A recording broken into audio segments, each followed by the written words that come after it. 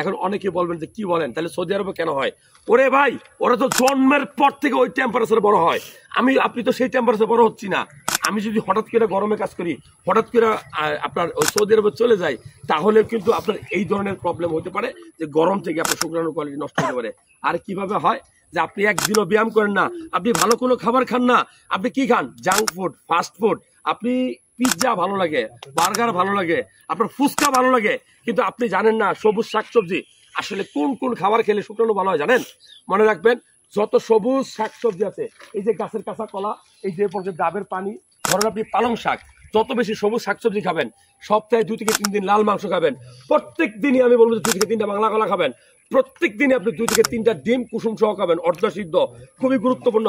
আখরোট খাবেন, আপনি রাতের বেলা 1 গ্লাস দুধ খাবেন, দুধে অবশ্যই ব্যানানা মানে কলা, খেজুর এবং বাদাম পেস্ট করে কালো জিরা দিবেন, চিয়া সিড দিবেন, দেখবেন যে আপনার শুক্রাণুর কোয়ালিটি ভালো হতে বাধ্য।